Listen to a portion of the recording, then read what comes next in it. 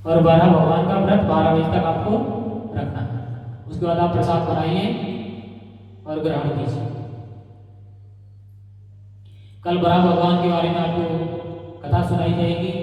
बरा भगवान कैसे प्रकट हुए और उन्होंने और एकादशी की क्या किया, और एकादशी के बारे में विशेष रूप से कल आपको बताया जाएगा। तो 12 बजे तक निराजल रहना पड़ेगा प्रभु जी? 12 बजे तक आप रह सकते हैं। देखिए, उसमें समझने की आवश्यकता है। एक इस बार एकादशी का हम व्रत रखते हैं और द्वादशी को पारण करते हैं, लेकिन इस बार जो एकादशी है, इस पर भगवान वराह देव का प्रकट उत्सव भी है। तो अर्थात जिस दिन भगवान विष्णु का प्रकट उत्सव होता है, किसी न किसी रूप में उस दिन व्रत होता है। तो इसलिए द्वादशी के दिन भी आधा दिन व्रत रहेगा। तो सुबह कल परसों जिस दिन पारण होगा, सुबह 6 बजकर कितना मिनट है, 6:24 से 10:24। 6:24 पर आप भगवान को कुछ कच्चा चावल भी हो, आप भगवान को भोग लगाएं और उसके बाद ग्रहण कर लें एक दाना, और उसके बाद जल ग्रहण कर लें और तुरंत दोबारा व्रत स्टार्ट कर लें। तो आप दोबारा जो व्रत पूरा होगा वो आपका 12 बजे के बाद, 12 बजे के बाद आप भगवान को भोग लगा के ग्रहण करें। आपका आधा दिन व्रत हुआ और एकादशी का भी पारण हुआ। एकादशी का पारण सुबह 6:24 पर हो गया, उसके बाद द्वादशी का व्रत प्रारंभ हो गया, वो भी आधा दिन तक ही है।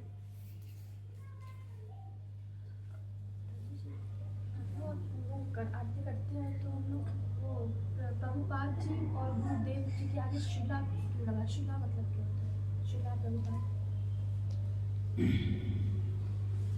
शिला एक उपाधि है।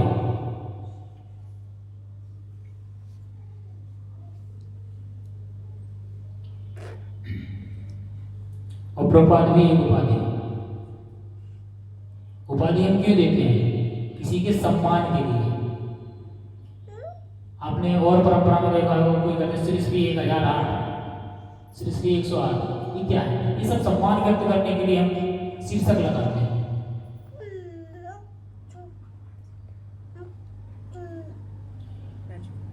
और श्री का अर्थ ये भी हो सकता है, श्री का अर्थ लक्ष्मी और ल मतलब युक्त, अर्थात लक्ष्मी से जो युक्त, अर्थात बहुत सारे सौभाग्य से युक्त। अगर हम वैष्णवों की शरण में जाएंगे तो हमें दुर्भाग्य की प्राप्ति नहीं होगी, सौभाग्य की प्राप्ति होगी। अर्थात हमारा जो दुर्भाग्य है वो नष्ट हो जाएगा और सौभाग्य हमारा जो है वो जागृत हो जाएगा। शिला का एक अर्थ ये भी है।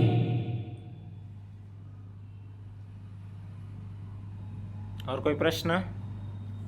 कल कौन कौन है जो एकादशी नहीं रह रहे हैं और लेकिन एकादशी उठाएंगे? कौन है? आपका तो चल रहा है। और कोई? मैया आपका तो एकादशी उठ गया, इस बार उठा रही हैं? और आपका मैया? आपका सामने वाली मैया। दो कारण है, एक वैज्ञानिक, एक है भौतिक। वैज्ञानिक कारण है महीने में व्रत रखना चाहिए मिनिमम 2 बार। जो पढ़े लिखे लोग हैं अच्छे से जानते हैं साइंटिफिकली। स्पिरिचुअली उसका कारण है कि एकादशी के दिन अनाज में पाप पुरुष का वास बताया गया है।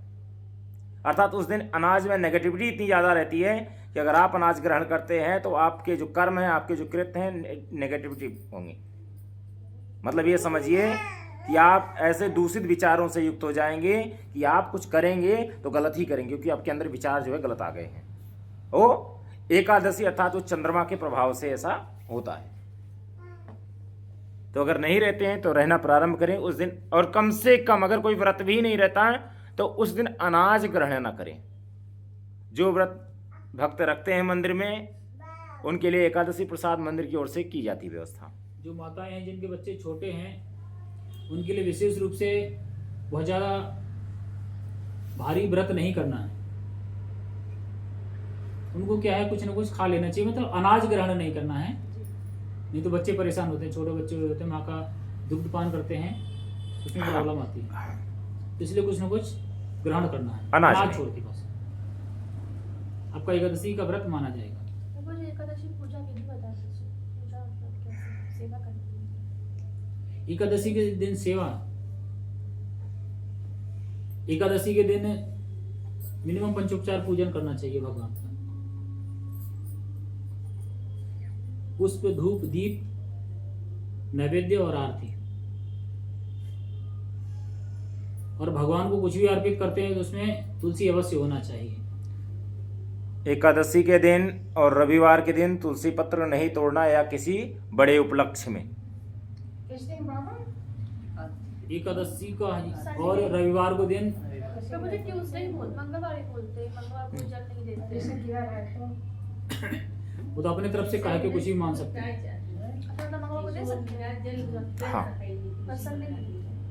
हाँ, संडे एक रविवार और एकादशी, और जो भी भगवान का जैसा आविर्भाव है उस दिन भी, माता जी कहते हैं जो बड़े त्योहार होते हैं, उस दिन माता तुलसी महारानी व्रत रखती हैं भगवान का। चैतन्य महाप्रभु का प्रकट दिवस है, जैसे- बलराम जी का जन्मदिन है, कृष्ण भगवान का जन्मदिन है, जितने भी रामनवमी है उस दिन तुलसी दल, दीपावली, होली, तुलसी दल नहीं तोड़ना है।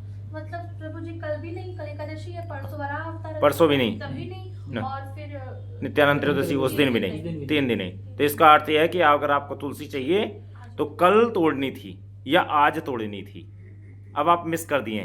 तो इसका तरीका क्या होता है, जो भगवान को भोग लगाते हैं तो ऑलरेडी, हाँ, नीचे से भी उठा सकते हैं, तुलसी पवित्र नहीं होती। दूसरी चीज़ ये कि हम जो तुलसी महारानी को पहले से ही हम उनके जो पत्ते हैं रख लेते हैं।